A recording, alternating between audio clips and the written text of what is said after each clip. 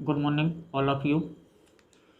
जैसे मैंने पिछली वीडियो में भी बोला था कि अगर हमें भारत में अंग्रेजी राज्य की स्थापना करवाना है ना, या हमें भारत में अंग्रेजी साम्राज्य की या अंग्रेजी शासन की स्थापना करना है, तो हमें कुछ भारतीय राज्यों का इतिहास जानना और कुछ भारतीय राज्यों का जिक्र करना अत्यंत आवश्यक है। ठीक, भारतीय राज्यों के साथ साथ उस समय हमें भारत की साम्राज्य या भारत की शासन व्यवस्था का भी जिक्र करना आवश्यक है।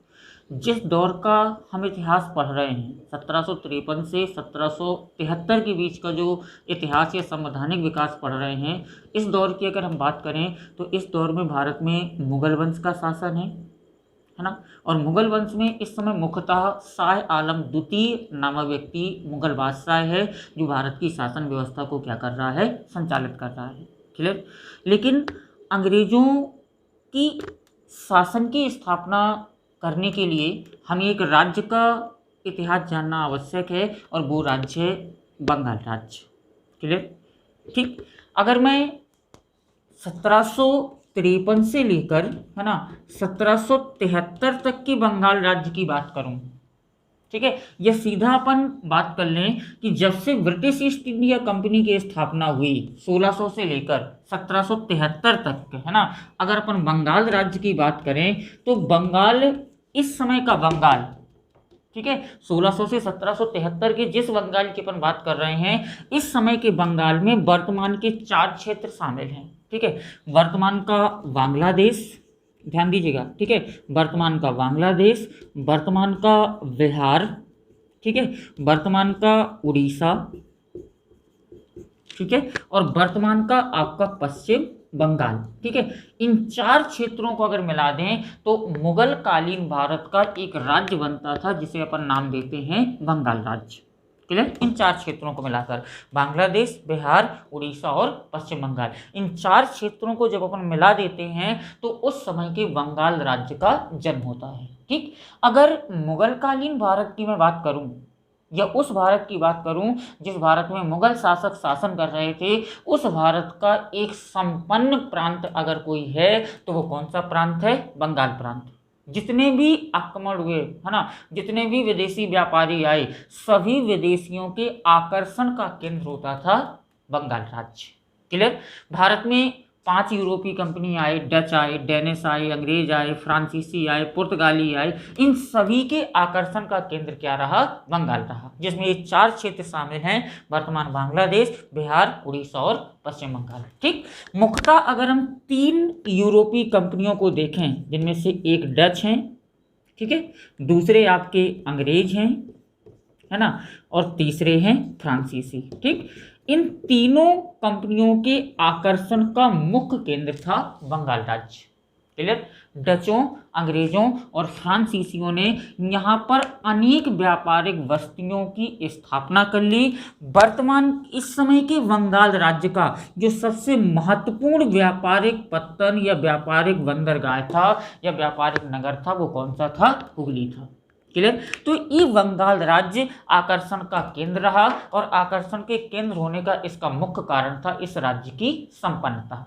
क्लियर। तो 1600 में ब्रिटिश ईस्ट इंडिया कंपनी की स्थापना हुई, और 1608 और 1611 से कंपनी भारत आ गई, और भारत में आकर अपनी व्यापारिक फैक्ट्रियों की क्या करने लगी, स्थापना करने लगी। क्लियर।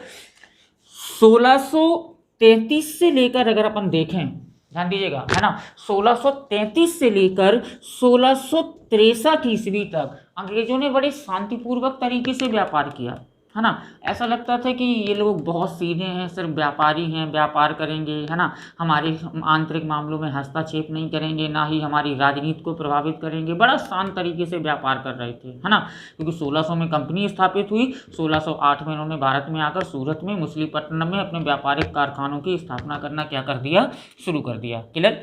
1633 से लेकर 1663 ईस्वी तक, है ना, अंग्रेजों ने मुगल शासकों के अधीन, जो मुगल बादशाह थे, है ना, मुगल शासकों के अधीन इन्होंने बड़े शांतिपूर्वक तरीके से व्यापार किया, सिर्फ व्यापारी की तरह रहते थे, है ना, कोई आंतरिक मामलों में हस्तक्षेप नहीं, कोई राजनीति में हस्तक्षेप नहीं, ठीक है। 1600 में कंपनी की स्थापना हुई, 1600 के बाद ये भारत आने लगे, 1608 में सूरत में व्यापारिक कंपनी की क्या की, स्थापना की, ठीक। शांतिपूर्वक तरीके से 33 से लेकर 63 तक मुगल शासकों के अधीन इन्होंने शांतिपूर्वक तरीके से क्या किया, व्यापार किया, ठीक। मैंने कहा बंगाल जो राज्य है वो मुगल साम्राज्य का एक अंग है ना। ये दूसरे शब्दों में बोलूं कि बंगाल मुगल साम्राज्य का एक प्रांत है ना। तो मुगल शासक क्या करते थे, यहाँ पर अपने नवाब या सूबेदार की क्या करते थे, नियुक्ति करते थे, ठीक। 1651 ईस्वी में, ध्यान रखिएगा थोड़ा सा, 1651 ईस्वी में बंगाल का जो सूबेदार है उसका नाम है शाह शुजा, ठीक है। 1651 में बंगाल का जो सूबेदार है उसका नाम है शाह शुजा, ठीक है। और 1651 में मुगल बादशाह कौन है, शाहजहां, ठीक। 1651 में शाहजहां ने शाह शुजा को बंगाल का सूबेदार बनाया, ठीक है। और शाह शुजा से अनुमति किसने प्राप्त की, अंग्रेजों ने, ठीक है। और अंग्रेजों ने इससे अनुमति क्या प्राप्त की कि आप हमें हुगली में व्यापारिक कारखाने की स्थापना करने की अनुमति प्रदान करिए। थोड़ा शब्दों को और टॉपिक को स्टोरी वाइज लेकर अपन चलेंगे, तो ध्यान से समझ के चलिएगा। हाँ, एक चीज़ और ध्यान रखिएगा, ठीक है। कई यूट्यूबर होते हैं, बड़े बड़े दावे करते हैं कि हम जो पढ़ाएंगे वो कोई नहीं पढ़ाएगा, वो कहीं नहीं मिलेगा, वो ऐसा कुछ नहीं होगा, है ना। बहुत से दावे करते हैं। इन भ्रांतियों में नहीं जाना अपन को, अपना काम है सिर्फ और सिर्फ पढ़ना और अच्छे से अच्छे फैक्ट निकालना, जिससे हमारे ज्ञान में वृद्धि हो सके और हम अपने जो हमारा लक्ष्य है वहाँ तक हम आसानी से क्या हो सके, पहुँच सकें, ठीक है। तो मैं जो बात कर रहा हूँ आपसे वो उसमें देखिएगा, 1600 में ब्रिटिश ईस्ट इंडिया कंपनी की स्थापना हुई, भारत आ गई, व्यापारी बनकर आए, व्यापार करने लगे, ठीक। अंग्रेजी राज्य की अगर स्थापना करवाना है देश में तो भारत के एक राज्य को जानना अत्यंत आवश्यक है, वो राज्य कौन सा है, बंगाल, है ना।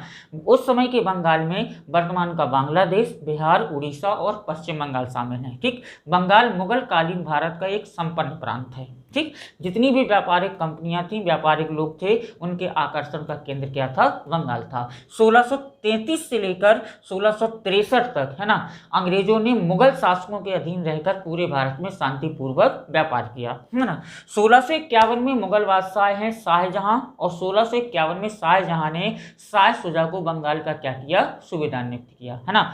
अंग्रेजों ने शाह शुजा से आज्ञा ली, है ना, और हुगली में व्यापारिक कारखाने की क्या की, इन्होंने स्थापना की, है ना। और जो हुगली में व्यापारिक कारखाना अंग्रेजों ने स्थापित किया, इस हुगली के व्यापारिक कारखाने से अंग्रेज मुख्यतः 4 वस्तुओं का व्यापार करते थे, जिसमें एक था जीन्स, एक था सोरा, एक था रेशम, है ना, और एक थी चीनी। तो हुगली के व्यापारिक कारखाने से अंग्रेज 4 वस्तुओं का व्यापार करते थे, जीन्स, सोरा, रेशम व चीनी। क्लियर हुआ, इतना क्लियर हुआ, ठीक है। तो 1651 में शाह शुजा ने अनुमति दी और हुगली में इन्होंने कारखाना खोला, और कारखाना खोलकर वहां से 4 वस्तुओं का शांतिपूर्वक के लोग क्या करने लगे, व्यापार करने लगे, ठीक। 1668 ईस्वी, ध्यान देना, ठीक है। 1656 में शाहजहां बादशाह पद से हटा दिए गए, है ना, और 1658 में उसका सबसे छोटा बेटा औरंगजेब मुगल बादशाह बना, ठीक है। एक औरंगजेब के बारे में कहूँ तो एक कट्टर मुस्लिम शासक, जो धर्म के साथ साथ राजनीति में और साम्राज्य को का विस्तार करने में और युद्धों को लड़ने में और उन्हें जीतने में अपनी भूमिका का निर्वाह कर रहा है ना। तो 1668 में मुगल बादशाह कौन है, औरंगजेब, ठीक। औरंगजेब के समय, है ना, बंगाल का जो सूबेदार बना 1668 में, उसका नाम था मीर जुमला, ठीक है। 1668 में मीर जुमला बंगाल का सूबेदार बना, है ना। मीर जुमला ने क्या किया, अंग्रेजों को संपूर्ण बंगाल में व्यापार करने पर प्रतिबंध लगा दिया, ठीक है। 1668 में मीर जुमला ने ब्रिटिश ईस्ट इंडिया कंपनी के व्यापार को बंगाल में पूरी तरह से क्या कर दिया, प्रतिबंधित कर दिया, ठीक है। लेकिन प्रतिबंधित किया और कुछ समय बाद इसकी क्या हो गई, मृत्यु हो गई। तो जैसे ही इसकी मृत्यु हुई तो बंगाल का जो नया सूबेदार बनाया गया उसका नाम था शाइस्ता खां, है ना। शाइस्ता खां ने क्या किया, जिस व्यापार को मीर जुमला ने प्रतिबंधित किया था, है ना, उस व्यापार को शाइस्ता खान ने पुनः बहाल कर दिया। अंग्रेजों को फिर से वो सारी की सारी सुविधाएं मिल गई। ठीक, समझ में आ रहा। 1651 में शाह शुजा से अनुमति प्राप्त कर हुगली में व्यापारिक कारखाने की स्थापना की और वहां से 4 वस्तुओं का इन्होंने व्यापार किया, जींस, सोरा, रेशम और चीनी, है ना। 1668 में बंगाल का सूबेदार बना मीर जुमला, और मीर जुमला ने क्या किया, अंग्रेजों के व्यापार को बंगाल में पूर्णतः प्रतिबंधित कर दिया। लेकिन कुछ समय बाद उसकी मृत्यु होती है और उसके स्थान पर शाइस्ता खां को जब बंगाल का सूबेदार बनाया जाएगा तो शाइस्ता खां ने अंग्रेजों को वो सारी की सारी सुविधाएं पुनः बहाल कर दी। क्लियर, ये बात है 1633 से लेकर 1663 तक की। ठीक, ये इतनी हो गई। फिर 1668 में क्या हुआ, मीर जुमला ने व्यापार को प्रतिबंधित कर दिया, शाइस्ता खान ने व्यापार को पुनः बहाल कर दिया। ठीक है, तो 1633 1663 शांतिपूर्वक व्यापार किया, है ना। 1651 में शाह शुजा ने हुगली में कारखाने की स्थापना करने की अनुमति दे दी। 1668 में मीर जुमला ने व्यापार को प्रतिबंधित किया और मृत्यु के बाद 1670 में शाइस्ता खान ने व्यापार को पुनः बहाल कर दिया। क्लियर, तो 1633 से कहाँ आ गए अपन, 1670 तक। ठीक, अब चलते हैं 1670 के आगे। क्लियर, और 1670 के आगे चलना है तो 1670 से फिर अपन सीधे लेकर चलेंगे अंग्रेजों के व्यापार को बंगाल में 1670 से लेकर 1700 तक। क्लियर, 1700 तक लेकर आए। ठीक, ये 1670 से लेकर 1700 के जो बीच का काल है ना, ये भारत में अंग्रेज और मुगल शासकों के बीच संघर्ष का काल कहलाता है। क्लियर, समझिएगा, यहाँ से संघर्ष शुरू हो रहा है 1670 के बाद से। ठीक है, 1670 से 1700 के बीच अगर हम इस टाइम पर देखें, है ना, तो बंगाल के व्यापार पर पूरी तरह से या पूर्ण तरह से, है ना, अनाधिकृत अंग्रेज व्यापारियों का अधिकार हो गया था। अनाधिकृत अंग्रेज व्यापारी, शब्द समझिएगा, अनाधिकृत अंग्रेज व्यापारी। क्लियर, 1633 से लेकर चल रहा हूँ मैं, 1600 से लेकर चला। 1600 में कंपनी की स्थापना हुई, 1608 में सूरत में मछलीपट्टनम में कारखाने की स्थापना की, 1633 से 1663 तक शांतिपूर्वक व्यापार किया।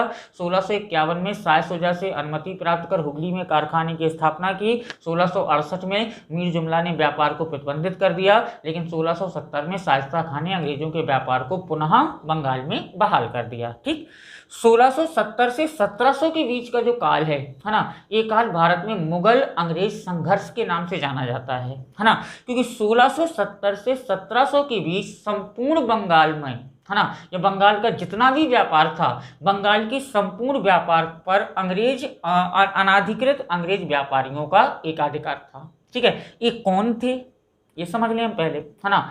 ये ऐसे अंग्रेज व्यापारी थे जो पूरी तरह से स्वतंत्र थे, इनके ऊपर ब्रिटिश ईस्ट इंडिया कंपनी का नियंत्रण नहीं था, ध्यान रखिएगा।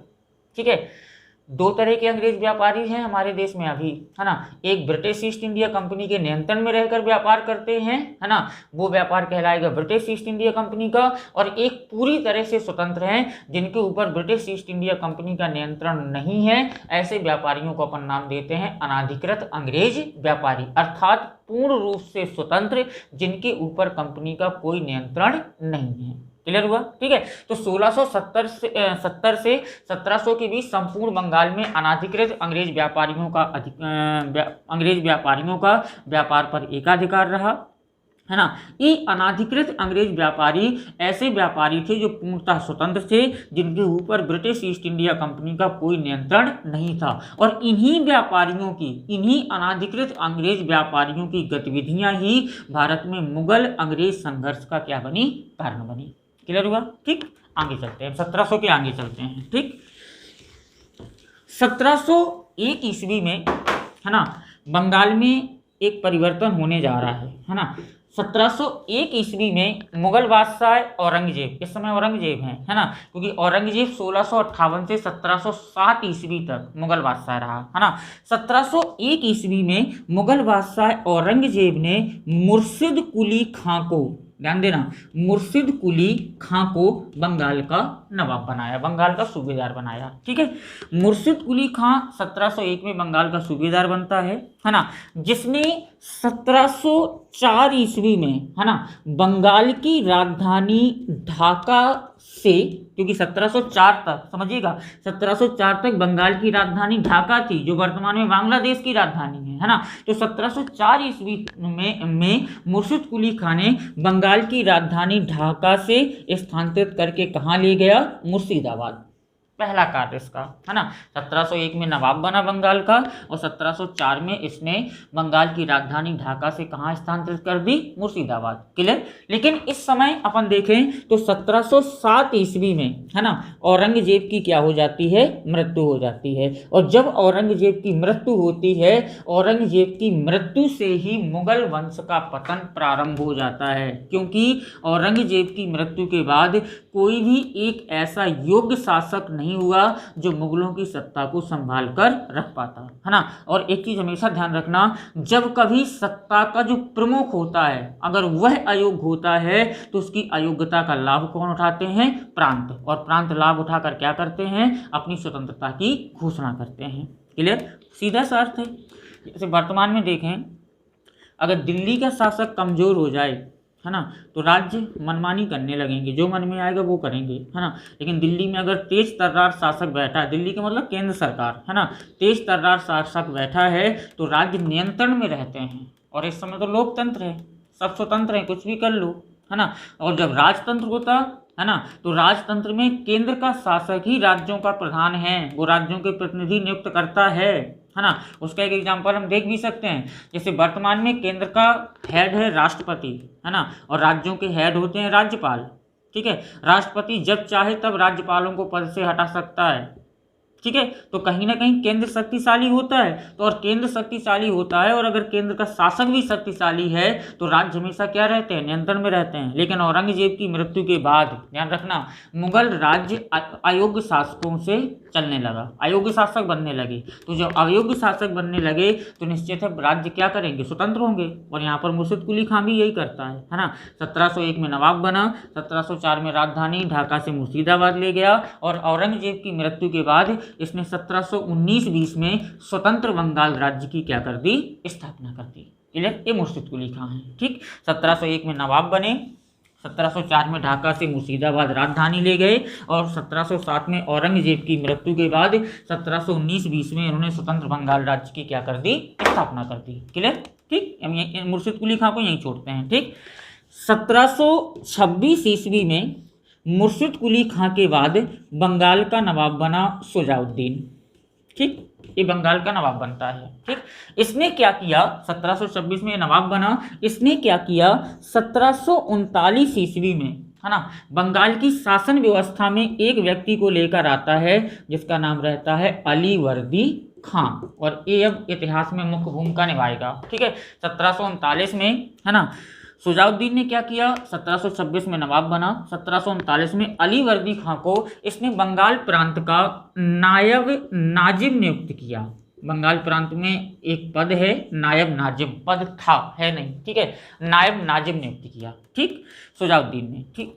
13 मार्च 1739 ईस्वी को अगर अपन देखें, 1739 ईस्वी को, तो सुजाउद्दीन की मृत्यु हो चुकी है ना। और सुजाउद्दीन की मृत्यु के बाद उसका बेटा सरफराज खां, है ना, बंगाल का क्या बना? नवाब बना। सुजाउद्दीन के बाद 13 मार्च 1739 ईस्वी को सरफराज खां बंगाल का नवाब बना। और ये सरफराज खां भी अयोग्य है ना, तो इसकी अयोग्यता का लाभ कौन उठाएगा? अलीवर्दी खां, है ना। और अलीवर्दी खां ने 1740 ईस्वी में सरफराज खां से एक युद्ध लड़ा जिसका नाम था गिरिया का युद्ध, और इस युद्ध में सरफराज खां की पराजय होती है और अलीवर्दी खां की क्या होती है? जीत होती है ना। और जब अलीवर्दी खां सरफराज को पराजित कर देता है तो 1740 ईस्वी से लेकर 1756 ईस्वी तक, है ना, जो व्यक्ति बंगाल का सूबेदार या नवाब रहा उस व्यक्ति का नाम था अलीवर्दी खां। ठीक है। ये बंगाल का नवाब बना अलीवर्दी खां। ठीक। 1740 से 1756 ईस्वी तक। ठीक। अलीवर्दी खां ऐसा पहला शासक था, अब ध्यान देना, यहाँ से अंग्रेज आ रहे हैं अब। ठीक है। अलीवर्दी खां ऐसा पहला शासक था जिसने संपूर्ण बंगाल राज्य में अंग्रेजों और फ्रांसीसियों पर नियंत्रण स्थापित करने की कोशिश की।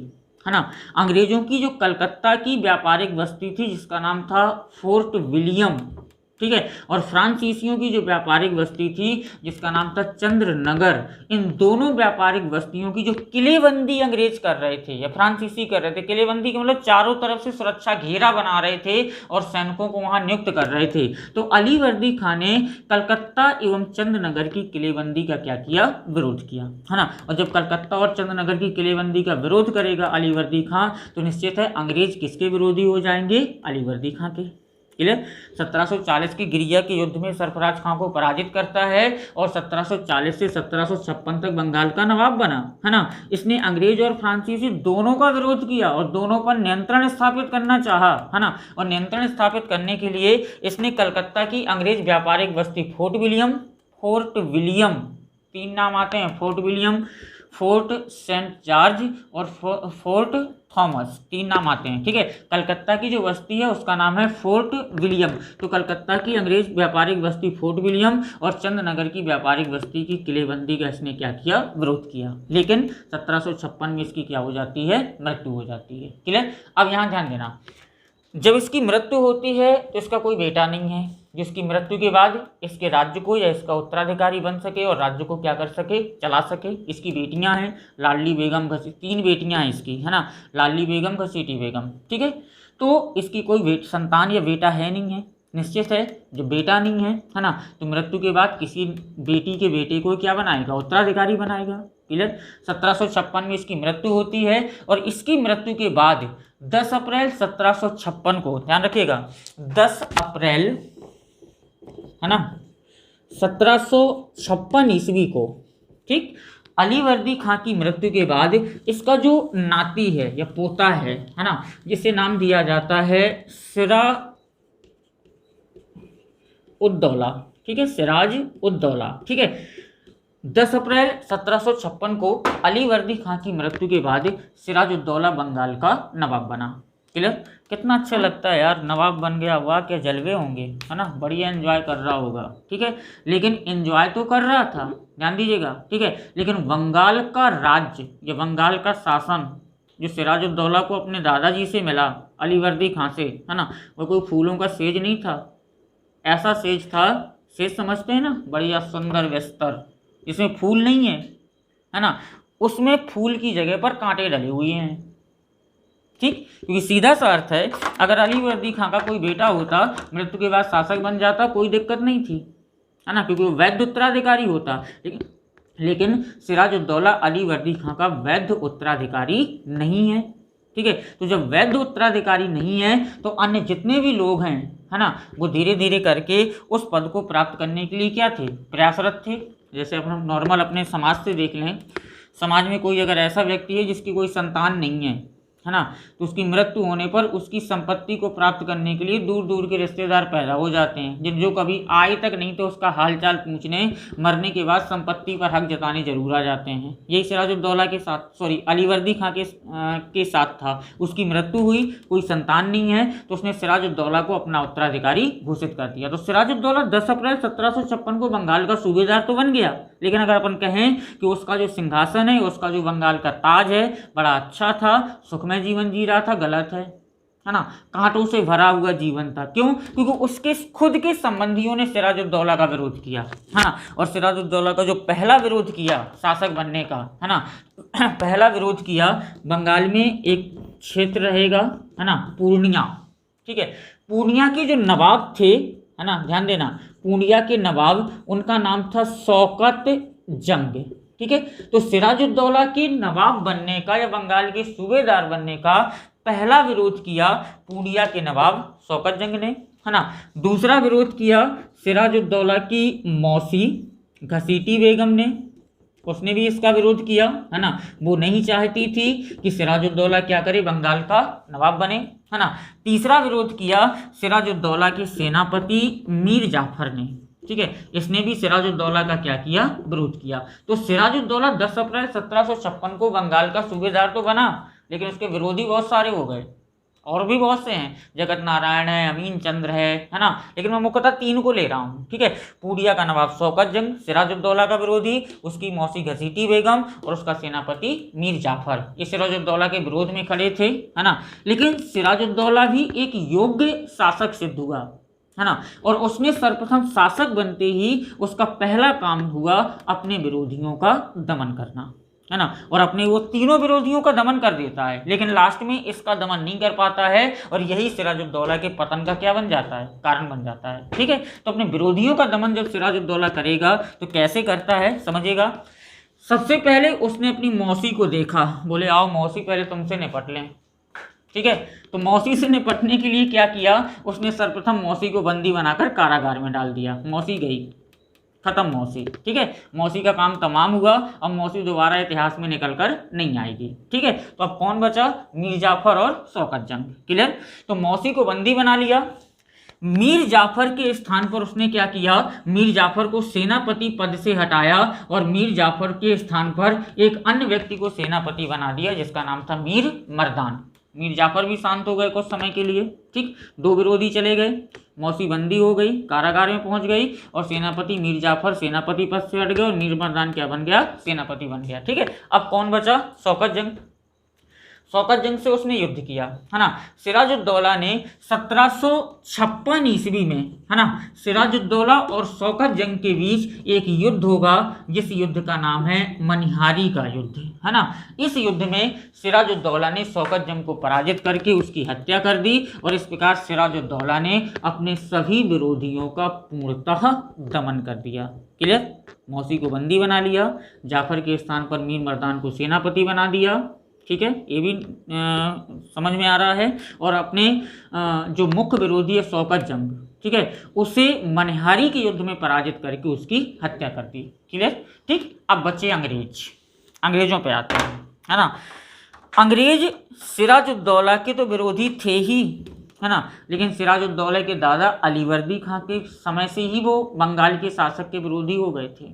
क्यों, क्योंकि अलीवर्दी खां के पहले जितने भी बंगाल के नवाब थे, अधिकांश बंगाल के नवाबों या सूबेदारों ने अंग्रेजों को व्यापारिक सुविधाएं दी, है ना, लेकिन अलीवर्दी खां ने व्यापारिक सुविधाएं देने में आनाकानी की। जैसे पहला, अलीवर्दी खां ने अंग्रेजों की व्यापारिक बस्ती फोर्ट विलियम की किलेबंदी रुकवा दी, है ना। एक टॉपिक अभी आगे पढ़ेंगे, फर्रुखसियर महोदय का है, मुगल बादशाह फर्रुखसियर का 1717 का दस्तक कहलाता है, 2 मिनट बाद उस पर डिस्कस कर रहा हूँ, है ना। तो अलीवर्दी खां ने उस दस्तक पर रोक लगा दी, है ना। अलीवर्दी खां ने यहाँ तक कह दिया कि अंग्रेज एक मधुमक्खी के छत्ते के समान है। मधुमक्खी तो जानते होंगे ना, शहद वाली जो छत्ता लगाती है ना।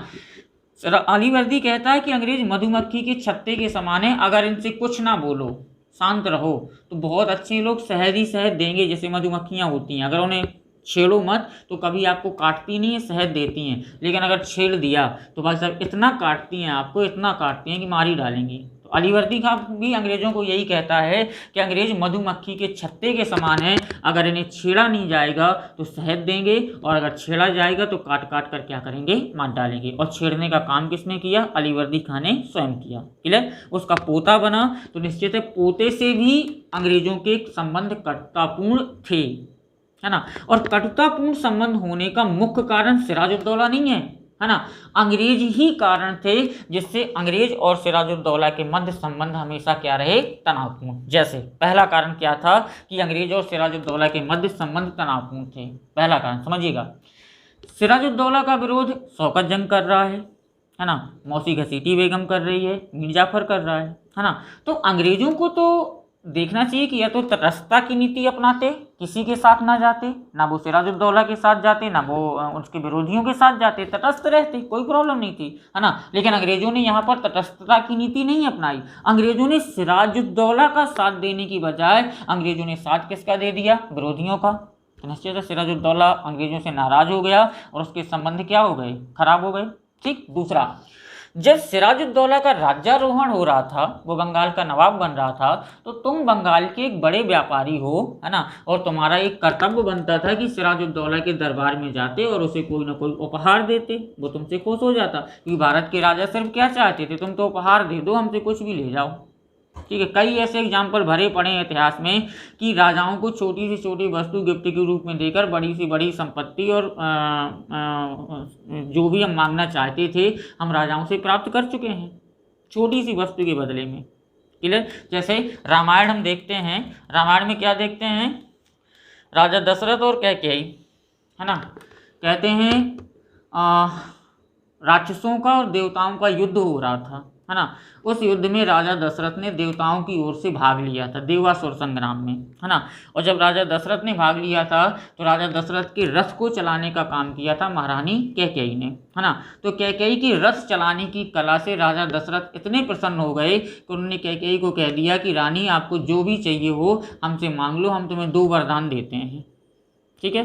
कैकेयी ने कहा महाराज रखो, जब जरूरत होगी मांग लूंगी, है ना। और आगे चलकर कैकेयी ने उसका कितना बढ़िया उपयोग किया कि भरत को राज्य और राम को 14 वर्ष का वनवास देना पड़ा दशरथ को, है ना। और बताता हूँ कैसे छोटी छोटी वस्तुओं से हम बड़ी बड़ी चीज़ें मांग लेते हैं। एक राक्षस था जिसका नाम था भस्मासुर, है ना। उसने शंकर जी की तपस्या की, शंकर जी खुश हो गए, बोले वो मांग बेटा क्या चाहिए, बोले जिसके ऊपर हाथ रख दूं भस्म हो जाए, बोले तथास्तु, हो गया, बोले प्रैक्टिकल आपसे ही करता हूँ, है ना। तो ऐसी छोटे छोटे एग्जाम्पल इस बताने के लिए मैं बोल रहा हूँ कि हमारे देश के जो राजा महाराजा हुए उन्हें छोटी सी वस्तु देकर खुश कर लो, जो चाहिए वो ले लो। तो हमारे राजा महाराजा बस नहीं, हमारे देवता भी ऐसे थे, है ना। शंकर जी की तपस्या करो, खुश हो जाएं, जो मांगना है मांग लो, है ना। तो यही था, सिराजुद्दौला के दरबार में अंग्रेज जाकर कोई उसे उपहार देते, सिराजुद्दौला खुश हो जाता, संबंध कटुतापूर्ण नहीं होते। तो अंग्रेज वहां गए नहीं, गिफ्ट दिया नहीं, संबंध खराब हो गए। तो 2 कारण हो गए, पहला कारण अंग्रेजों ने विरोधियों का साथ दिया, दूसरा कारण अंग्रेजों सिराजुद्दौला को कोई उपहार अंग्रेजों ने प्रदान नहीं किया। 2 कारण, ठीक। जब 2 कारणों से सिराजुद्दौला अंग्रेजों से नाराज हो गया, है ना, तो अंग्रेजों को सबक सिखाने के लिए सिराजुद्दौला ने क्या किया, बंगाल में एक स्थान था जिसका नाम था कासिम बाजार। क्लियर। कासिम बाजार में अंग्रेजों की व्यापारिक फैक्ट्री या व्यापारिक बस्ती थी। जब सिराजुद्दौला नाराज है तो सिराजुद्दौला ने अंग्रेजों को सबक सिखाने के लिए कासिम बाजार की फैक्ट्री का निरीक्षण करना चाहा, देखना चाहा कि आखिर अंग्रेज इस फैक्ट्री में करते क्या हैं, है ना। तो जब सिराजुद्दौला उस फैक्ट्री का निरीक्षण करने के लिए जा रहा था या जाना चाह रहा था तो अंग्रेजों ने निरीक्षण करवाने से मना कर दिया और नाराज हो गया। पहला विरोधियों का साथ, दूसरा गिफ्ट नहीं दिया और तीसरा कासिम बाजार का निरीक्षण नहीं दिया और नाराज हो गया सिराजुद्दौला। ठीक है। जब ये सारी नाराजगी हो गई तो चौथे पॉइंट में क्या किया, सिराजुद्दौला ने जो कलकत्ता की व्यापारिक फैक्ट्री थी जिसका नाम था फोर्ट विलियम, है ना, सिराजुद्दौला ने आदेश पारित किया कि अब अंग्रेज फोर्ट विलियम की किलेबंदी नहीं कराएंगे। क्लियर। और अंग्रेजों ने किलेबंदी करना जारी रखा, अंग्रेजों ने इस बात को नहीं माना, इस कारण से भी सिराजुद्दौला नाराज हो गया। ठीक। तो 4 मेन कारण हो गए। पहला कारण अंग्रेजों ने विरोधियों का साथ दिया, दूसरा कारण अंग्रेजों ने सिराजुद्दौला को कोई उपहार नहीं दिया, तीसरा कारण अंग्रेजों ने सिराजुद्दौला को कासिम बाजार का निरीक्षण नहीं करने दिया और चौथा कारण अंग्रेजों ने फोर्ट विलियम की किलेबंदी को जारी रखा। क्लियर। 5वां जो सबसे महत्वपूर्ण कारण है वो आप लोग समझिएगा। ठीक। 1707 ईस्वी में औरंगजेब की मृत्यु होती है ना। औरंगजेब की मृत्यु के बाद 1707 ईस्वी से लेकर 1713 ईस्वी तक जो मुगल बादशाह बना उसका नाम था बहादुर शाह प्रथम। क्लियर। 1713 ईस्वी से लेकर कुछ महीनों के लिए 1713 ईस्वी तक एक व्यक्ति और शासक बना जिसका नाम था जहांदार शाह। क्लियर। 1713 ईस्वी में एक व्यक्ति शासक बना जो 1719 ईस्वी तक 1920 तक मुगल बादशाह रहेगा जिसका नाम है फर्रुखसियर। क्लियर। इन्हें भारतीय इतिहास में लंपट मूर्ख कहा गया है, बड़े वाले मूर्ख, है ना। फर्रुखसियर ये शासक बने 1713 में। ठीक है। इन्होंने अंग्रेजों के साथ बड़ी दयालुता दिखाई थी। इनके कहीं पीछे कोई बीमारी हो गई थी, फोड़ा वोड़ा कुछ हुआ था, लाइलाज बीमारी, सीधे बोले उसका कोई इलाज नहीं कर पा रहा था भारत में, है ना। तो ये बहुत अपनी बीमारी से परेशान थे। तो अंग्रेजों का एक शिष्टमंडल इनसे मिलने आया था फर्रुखसियर से, कुछ व्यापारिक सुविधाएं चाहता था कि मुगल बादशाह है, कुछ व्यापारिक सुविधाएं हमें दे दे। तो इनसे एक अंग्रेजों का शिष्टमंडल आया था। उस शिष्टमंडल मतलब 2-4 लोगों का एक ग्रुप आया था इनसे मिलने, है ना। तो उस शिष्टमंडल में एक डॉक्टर थे जिनका नाम था डॉक्टर हैमिल्टन। ठीक है, डॉक्टर साहब थे। जब डॉक्टर हैमिल्टन को पता चला कि फर्रुखसियर को कोई बीमारी है ना, तो हैमिल्टन ने फर्रुखसियर की उस बीमारी का क्या कर दिया, इलाज कर दिया। ठीक, मैंने अभी अभी कहा था कि भारतीय शासकों के साथ थोड़ा सा करो, बड़ा सा ले लो, है ना। तो हैमिल्टन ने इनका इलाज किया, फर्रुखसियर सही हो गए, और फर्रुखसियर सही हो गए तो इतना खुश हो गए, इतना खुश हो गए कि उन्होंने 1717 ईस्वी में अंग्रेजों को एक दस्तक प्रदान कर दिया। दस्तक का मतलब है एक आज्ञा पत्र दे दिया, ठीक है, एक आदेश दे दिया, आज्ञा पत्र दे दिया, और उस आज्ञा पत्र को नाम क्या देते हैं, 1717 ईस्वी का दस्तक। और इस दस्तक में क्या कहा गया था कि अब अंग्रेज बंगाल, बिहार तथा उड़ीसा, ठीक है, आप समझना यहां से, बंगाल, बिहार तथा उड़ीसा में बिना कोई कर दिए, दो तरह के कर लगते हैं, बाह्य कर और आंतरिक कर। जैसे हम अमेरिका से कोई सामान मंगाएं भारत में तो सीमा शुल्क देना पड़ेगा, है ना, लेकिन अगर कोई सामान मध्य प्रदेश से उत्तर प्रदेश व्यापार करने के लिए जाएगा तो अंतर्राज्यीय शुल्क लगेगा, ये आंतरिक कर कहलाता है ना। तो 1717 ईस्वी के दस्तक द्वारा फर्रुखसियर ने अंग्रेजों को कहा कि अब आप बंगाल, बिहार और उड़ीसा में जाकर व्यापार करिए, आपसे किसी भी प्रकार का कोई कर नहीं लिया जाएगा। क्लियर। तो बंगाल, सिराजुद्दौला के समय अंग्रेज बंगाल, बिहार, उड़ीसा में व्यापार करते थे और बंगाल के सूबेदार को कोई भी कर प्रदान नहीं करते थे। क्लियर हुआ। ठीक, तो जब कोई टैक्स नहीं देते थे लोग, तो सिराजुद्दौला के इनके व्यापार से फायदा क्या थी, कुछ नहीं। क्लियर। लेकिन दूसरी चीज, अंग्रेज इसका दुरुपयोग भी कर रहे थे, और दुरुपयोग कैसे कर रहे थे वो समझिएगा। ठीक है, जैसे मान लीजिए इस स्थान पर व्यापारिक चुंगी है, जिसे अपन बैरियर बोलते हैं, जहां पर गाड़ियों को रोककर टैक्स लेते हैं, टोल टैक्स, टोल प्लाजा, कुछ भी बोलते हैं आज की डेट में, है ना। मान लीजिए इस स्थान पर व्यापारिक चुंगी है, यहाँ से अगर अंग्रेज निकल रहा है, कोई फ्रांसीसी निकल रहा है, कोई डच निकल रहा है, कोई पुर्तगाली निकल रहा है, कुछ सभी लोग निकल रहे हैं इस व्यापारिक चुंगी से वस्तुओं का व्यापार करने के लिए, है ना। तो अगर ये अंग्रेज है ना, तो अंग्रेजों को यहाँ पर कोई टैक्स नहीं देना है, क्योंकि उनके पास क्या है, 1717 ईस्वी का दस्तक है। लेकिन अन्य जो लोग जा रहे हैं इन्हें तो देना है ना। ठीक है, तो मान लीजिए यहाँ पर 500 रुपये टैक्स लग रहा है, तो अंग्रेज क्या करते थे, 500 रुपये अपने तो बचा ही रहे हैं, है ना। पीछे कोई फ्रांसीसी आ रहा है तो उसे वो दस्तक फॉर एग्जाम्पल 300 रुपये में बेच देते थे कि लो तुम भी 300 रुपये हमें दो, दस्तक हमारा ले लो, एक पर्ची है, ले लो हमारा। ठीक है, तो यहाँ से वो फ्रांसीसी भी 500 रुपये दिए बिना क्रॉस कर जाता था। तो बंगाल के नवाब को घाटा कितने का हो रहा था, 500 का। अंग्रेजों को फायदा कितने का हो रहा था, 300 का। और इस फ्रांसीसी को कितने का फायदा हो रहा था, 200 का। तो अंग्रेज लगातार 1717 ईस्वी के दस्तक का क्या कर रहे थे, दुरुपयोग कर रहे थे। ठीक है, तो ये कारण है जो अंग्रेज और सिराजुद्दौला के बीच कटुतापूर्ण संबंध के लिए रहे। पहला, फिर से रिपीट कर रहा हूँ, कटुतापूर्ण संबंध का पहला कारण, ठीक है, आपको क्लियर हो गया होगा कि अंग्रेजों ने सिराजुद्दौला के विरोधियों का साथ दिया। दूसरा कारण, है ना, सिराजुद्दौला की राज्यारोहण के समय अंग्रेजों ने कोई उपहार नहीं दिया। तीसरा, कासिम बाजार के निरीक्षण की अनुमति नहीं दी। चौथा, फोर्ट विलियम की किलेबंदी को कंटिन्यू जारी रखा। और पांचवा, 1717 के दस्तक का अंग्रेज लगातार क्या कर रहे थे, दुरुपयोग कर रहे थे। एक कारण है अंग्रेजों और बंगाल के नवाब सिराजुद्दौला के मध्य कटुतापूर्ण संबंधों के। ठीक, और आप हमेशा जानते हैं आप लोग कि जब संबंध कटुतापूर्ण होते हैं तो युद्ध ही होते हैं, और युद्ध ही होना है। ठीक है, इन सभी कारणों से ध्यान दीजिएगा, उपर्युक्त सभी कारणों से जो 5 मैंने बताए हैं, उन कारणों के बाद मई 1756 ईस्वी में, है ना, सिराजुद्दौला उसी कासिम बाजार पर आक्रमण कर देता है जिस कासिम बाजार को अंग्रेजों ने निरीक्षण करने की अनुमति नहीं दी थी। क्लियर। 10 अप्रैल 1756 को सिराजुद्दौला बंगाल का नवाब बना।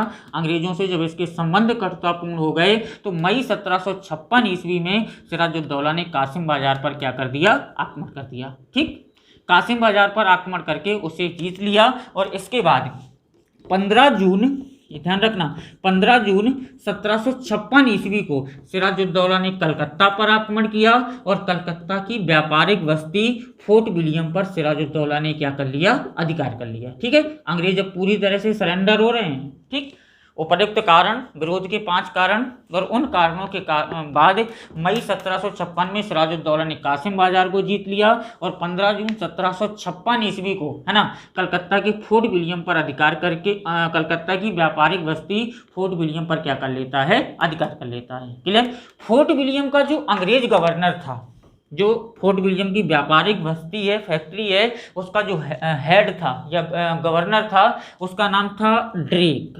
ध्यान दीजिएगा, ठीक है। जब फोर्ट विलियम अंग्रेज हार गए, है ना, तो फोर्ट विलियम का गवर्नर ड्रेक वहां से भागता है और वहां से भागकर बंगाल के समुद्र में एक द्वीप है जिसका नाम था फुल्टा द्वीप, जो चारों तरफ से जल से घिरा हुआ था, है ना। और इसलिए फुल्टा द्वीप में जाता है क्योंकि अंग्रेजों के पास तो जल सेना थी, है ना, वो जहाज़ों के माध्यम से द्वीप में जा सकते थे। द्वीप का मतलब चारों ओर से जल से घिरा हुआ क्षेत्र, लेकिन सिराजुद्दौला नहीं जा सकता था क्योंकि उसके पास जल सेना नहीं थी। तो जब 15 जून 1756 को कलकत्ता के फोर्ट विलियम पर इसने अधिकार कर लिया तो वहाँ का अंग्रेज गवर्नर ड्रेक जो था वो फुल्टा द्वीप भाग जाता है और वहाँ जाकर क्या ले लेता है, शरण ले लेता है। लेकिन फोर्ट विलियम के जो अन्य अंग्रेज अधिकारी थे, इनमें से एक मुख्य अधिकारी है जिसका नाम रहेगा हॉलवेल।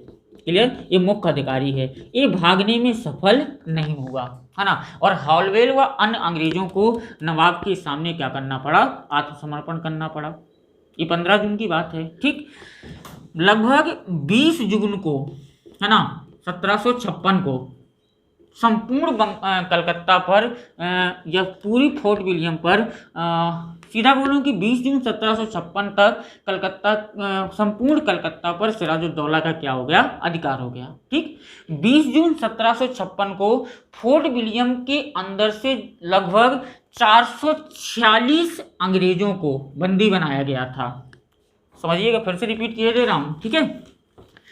मई 1756 को कासिम बाजार पर आक्रमण करेगा और कासिम बाजार को जीत लेगा सिराजुद्दौला, है ना। 15 जून 1756 को कलकत्ता पर आक्रमण करेगा और फोर्ट विलियम को जीत लेगा। वहां का गवर्नर ड्रेक भाग जाएगा, लेकिन हॉलवेल व अन्य को आत्मसमर्पण करना पड़ेगा, ठीक। 20 जून 1756 को फोर्ट विलियम से लगभग 446 व्यक्तियों को, जो अंग्रेज थे, उन्हें गिरफ्तार किया गया और इस 446 को एक छोटे से कमरे में बंद कर दिया गया। बहुत छोटा कमरा है, ठीक है। 21 जून 1756 को, है ना, जब सुबह वो कमरा खोला गया तो 446 में से जीवित बचे व्यक्तियों की संख्या कितनी थी, 21। और इन 21 व्यक्तियों में से जो जीवित बचे थे, एक व्यक्ति था जिसका नाम था हॉलवेल, जो आकर बताता है कि भैया सिराजुद्दौला ने हमारे साथ ऐसा किया है।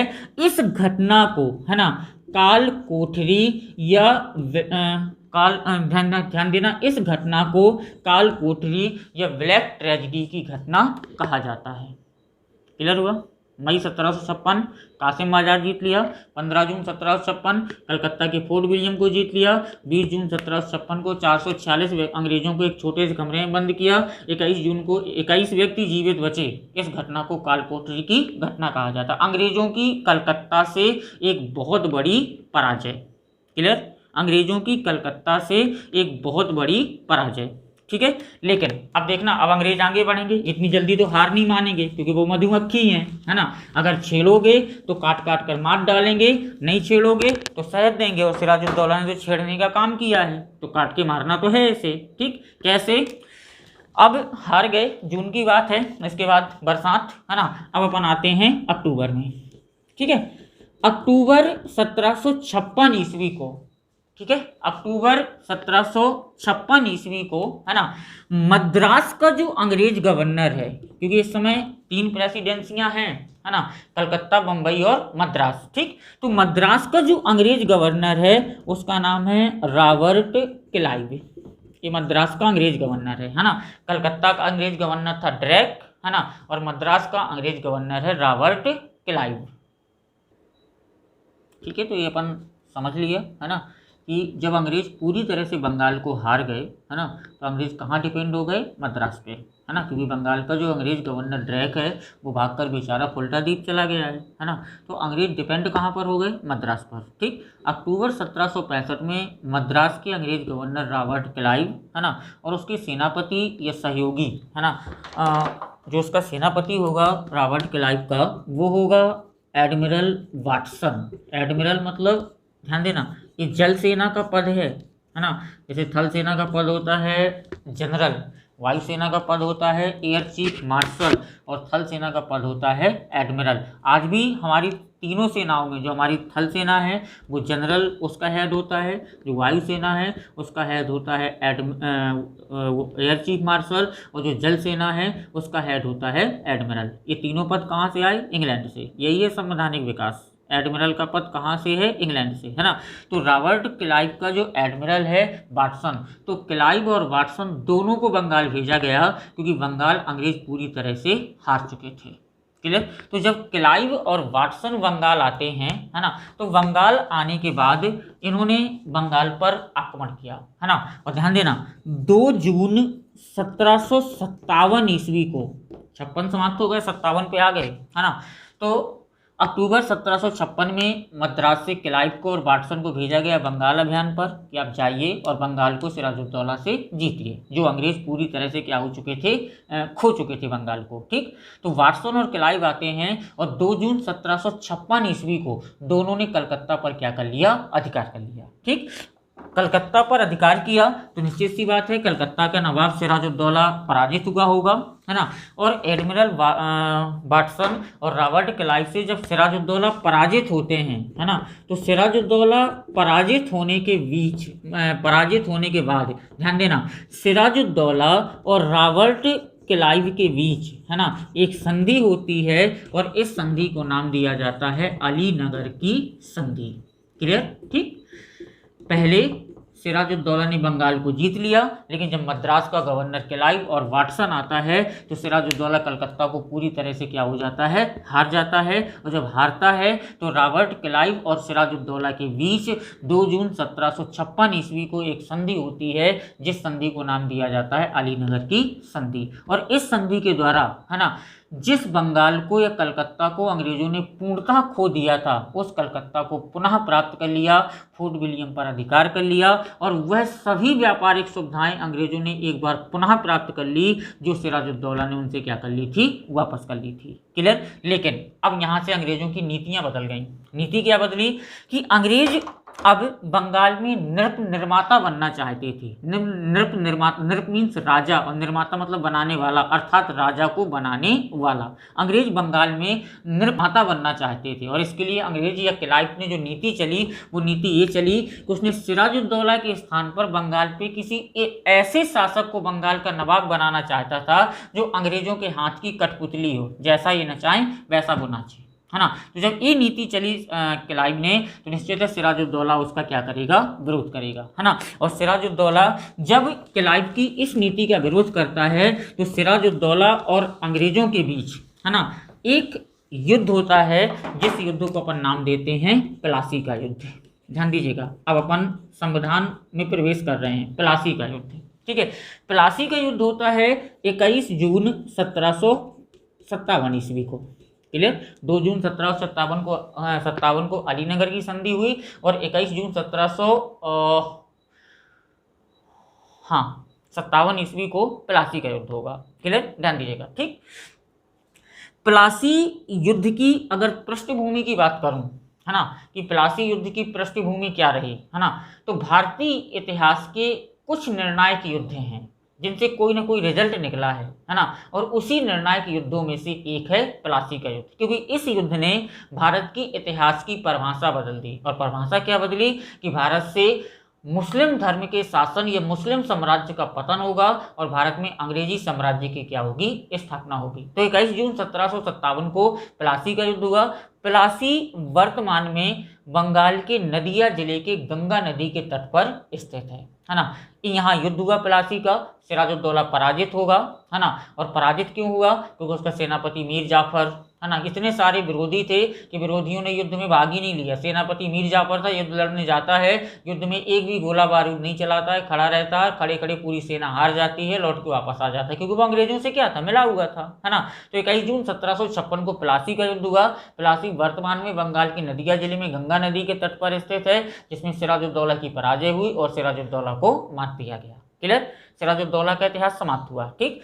28 जून 1757 ईस्वी को, है ना, अंग्रेजों ने मीर जाफर को ध्यान देना, अंग्रेजों ने मीर जाफर को बंगाल का नवाब बनाया। ये वही मीर जाफर है जो सिराजुद्दौला का सेनापति था, जो सिराजुद्दौला की पराजय में मुख्य भूमिका का क्या करता है, निर्वाह करता है।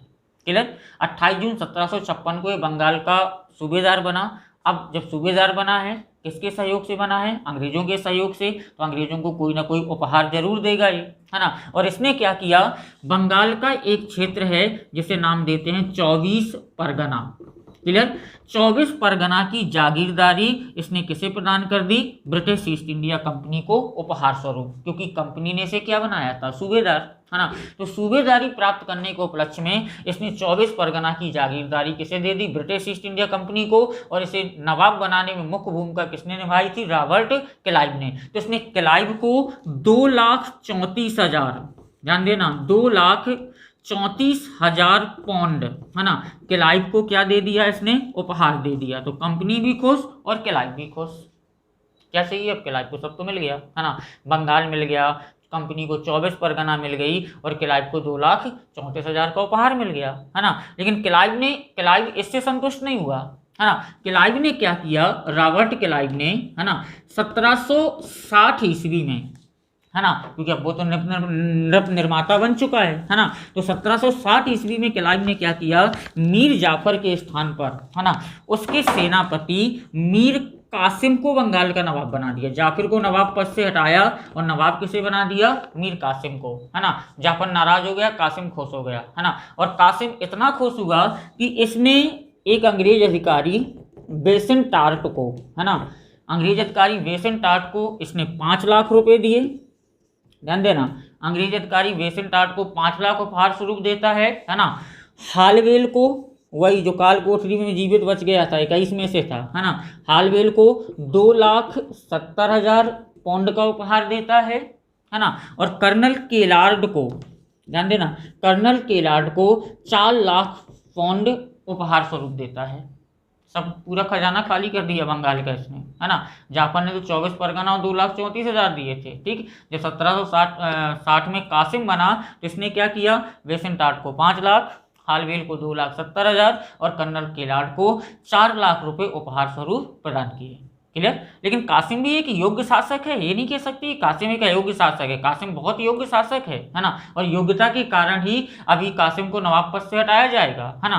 कासिम ने पहला कार्य किया, बंगाल की राजधानी मुर्शिदाबाद, है ना, याद होगा आपको, मैं मुर्शिद कुली खां में बता चुका हूँ कि बंगाल की राजधानी मुर्शिद कुली खां से पहले ढाका थी। मुर्शिद कुली खां ढाका से कहाँ लेकर आया, मुर्शिदाबाद। और मीर कासिम बंगाल की राजधानी मुर्शिदाबाद से कहाँ लेकर जाएगा, मुंगेर। तो इसने पहला काम क्या किया, बंगाल की राजधानी मुर्शिदाबाद से मुंगेर ले गया। दूसरा काम, इंपॉर्टेंट काम, जिसकी वजह से नवाब पद खोएगा, है ना। 1717 ईस्वी के दस्तक का लगातार अंग्रेज दुरुपयोग कर रहे थे, क्योंकि खुद भी टैक्स नहीं देते थे, दूसरों को बेच देते थे, दूसरे भी टैक्स नहीं देते थे, लगातार दुरुपयोग हो रहा था, है ना। टैक्स सिर्फ कौन देता था, भारतीय व्यापारी, क्योंकि उन्हें अंग्रेज बेचते नहीं थे, तो भारतीय व्यापारी टैक्स देते थे। तो मीर कासिम ने क्या किया, दूसरा काम, कि 1717 के दस्तक का जब दुरुपयोग अंग्रेज कर रहे थे तो मीर कासिम ने बंगाल के व्यापार से, मैंने कहा था कि 2 प्रकार के कर होते हैं, आंतरिक और बाह्य। आंतरिक का मतलब जब आप अंदर करते हैं उसी राज्य में, और बाह्य का मतलब है जब दूसरे राज्य में करते हैं। क्लियर। तो मीर कासिम ने क्या किया, बंगाल के व्यापार से आंतरिक शुल्क को पूरी तरह से समाप्त कर दिया। बोले ना, अब कोई देगा ही नहीं, है ना। तो जब कोई देगा नहीं तो अंग्रेजों का दस्तक खरीदेगा कौन, तो अंग्रेजों को घाटा लगा, अंग्रेज नाराज हुए। और अंग्रेज इतना नाराज हो गए कि 19 जुलाई 1763 ईस्वी को, ध्यान दीजिए, 19 जुलाई 1763 ईस्वी को अंग्रेजों ने मीर कासिम को नवाब पद से हटा दिया। और मीर कासिम को नवाब पद से हटाकर मीर जाफर को एक बार पुनः बंगाल का क्या बना दिया, नवाब बना दिया। क्लियर। क्यों हटाया, 3 कारण है, 2 कारण है मुख्यतः, है ना। मुख्यतः बोलूं तो एक कारण है, क्योंकि इसने बंगाल के व्यापार से आंतरिक शुल्क को क्या कर लिया था, समाप्त। और इस समझ में आ गया होगा क्या है, 1717 का दस्तक दिया था फर्रुखसियन ने बंगाल, बिहार और उड़ीसा में अंग्रेजों को करमुक्त व्यापार करने के लिए। अंग्रेज लगातार इसका दुरुपयोग कर रहे थे, अन्य लोगों को बेच देते थे, तो वो लोग भी कर नहीं देते थे, कर सिर्फ भारतीय देते थे। तो मीर कासिम ने इस आंतरिक कर को पूरी तरह से क्या कर दिया, समाप्त कर दिया। क्लियर हुआ, ठीक। तो जब इस आंतरिक कर को समाप्त कर दिया तो अंग्रेज नाराज हुए और 19 जुलाई 1763 को अंग्रेजों ने कासिम के स्थान पर मीर जाफर को पुनः बंगाल का क्या बना दिया, नवाब बना दिया। ठीक, कासिम नवाब पद से हट चुका है। ठीक, कासिम जब नवाब पद से हटेगा तो भारत में एक और युद्ध की दस्तक होगी, है ना। एक और युद्ध हमारे दरवाजे पर दस्तक करने आ रहा है ना। और जो युद्ध हमारे दरवाजे पर दस्तक करने आ रहा है उस युद्ध का नाम है बक्सर युद्ध, है ना। बक्सर युद्ध क्या है? 1764, ध्यान दीजिएगा। ठीक है, बंगाल के नवाब पद से हटाया गया व्यक्ति मीर कासिम। ठीक है, एक मुगल बादशाह जो दिल्ली के हैं शाह आलम द्वितीय। क्लियर। तीसरा, इस समय एक राज्य है जिसका नाम है अवध। अवध का मतलब वर्तमान लखनऊ, है ना। और यहाँ का जो नवाब है उसका नाम है शुजा उद्दौला। सिरा नहीं है, शुजा उद्दौला है। क्लियर। ये तीन लोग, ठीक, ये तीन लोग आपस में मिलकर एक त्रिगुटक का निर्माण करते हैं, है ना। और ये त्रिगुट किसके विरुद्ध लड़ने जा रहा है? अंग्रेजों के। ठीक है, तो इन तीनों की सेनाओं ने 23 अक्टूबर 1764 को, है ना, जो बक्सर है ये वर्तमान में बनारस के पूर्व में स्थित है ना। 23 अक्टूबर 1764 को बक्सर के मैदान में इकट्ठे हुए और अंग्रेजी सेना इस समय किसके नेतृत्व में है? हेक्टर मुनरो के। क्लियर। तो हेक्टर मुनरो के नेतृत्व में अंग्रेजी सेना और इन तीन के नेतृत्व में भारतीय सेना 23 अक्टूबर 1764 को बक्सर के मैदान में इकट्ठे होते हैं, जहां पर भारतीयों की क्या हो जाएगी? पराजय होगी और अंग्रेजों की एक बार क्या होगी? जीत होगी। क्लियर। भारतीयों की पराजय और अंग्रेजों की जीत, यानी बक्सर युद्ध में भी भारतीय क्या हो गए? पराजित हो गए। और बक्सर युद्ध भारतीय इतिहास का एक निर्णायक युद्ध है। इसने भारत के बंगाल राज्य में अंग्रेजी सत्ता की स्थापना का मार्ग क्या कर दिया? प्रशस्त कर दिया। ठीक, जैसे ही बक्सर युद्ध अंग्रेज जीते, है ना, फिर से रॉबर्ट क्लाइव प्रकट हो जाएगा। अभी कुछ समय के लिए चला गया था ये मद्रास। ठीक है, मई 1765 में अक्टूबर में अक्टूबर 1764 को बक्सर के युद्ध में अंग्रेज जीते और मई 1765 को रॉबर्ट क्लाइव एक बार पुनः बंगाल का गवर्नर बनकर आ गया। ठीक है, जब ये बंगाल का गवर्नर बनकर आया उस समय तक भारतीय अंग्रेजों से हार चुके हैं। क्लियर। तो जब अब रॉबर्ट क्लाइव बंगाल का गवर्नर बनकर आया है और भारतीय अंग्रेजों से क्या कर चुके हैं? हार चुके हैं। और यहीं से मैं एक दूसरे टॉपिक में प्रवेश कर रहा हूं, जिस टॉपिक को अपन नाम देंगे इलाहाबाद की संधि, है ना। और इलाहाबाद की संधि से ही, ध्यान दीजिएगा, इसे अपन नाम देंगे इलाहाबाद की संधि, क्योंकि इलाहाबाद में होती है तो जगह के नाम के कारण इसे नाम दिया गया इलाहाबाद की संधि। और यहीं से एक और टॉपिक अपन स्टार्ट कर लेंगे जिसे अपन नाम देंगे द्वैध शासन या दोहरा शासन। क्लियर।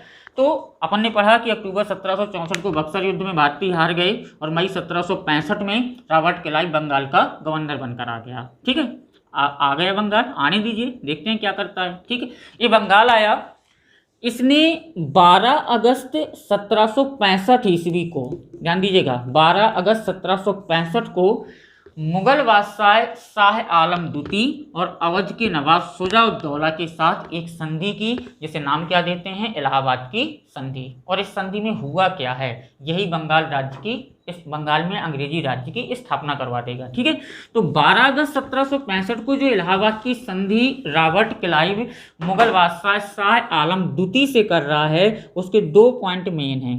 ये दोनों समझिएगा, यहीं से अंग्रेजी शासन की स्थापना हो रही है। ठीक है, रॉबर्ट क्लाइव मई 1765 में बंगाल आया और उसने 12 अगस्त 1765 को मुगल बादशाह शाह आलम द्वितीय से इलाहाबाद की संधि की। और संधि में करता क्या है? संधि का पहला पॉइंट है कि अंग्रेज मुगल बादशाह को 26 लाख रुपए प्रति वर्ष देंगे। अंग्रेज मुगल बादशाह को 26 लाख रुपए प्रति वर्ष देंगे और बदले में अंग्रेज मुगल बादशाह से बंगाल की दीवानी को प्राप्त कर लेंगे।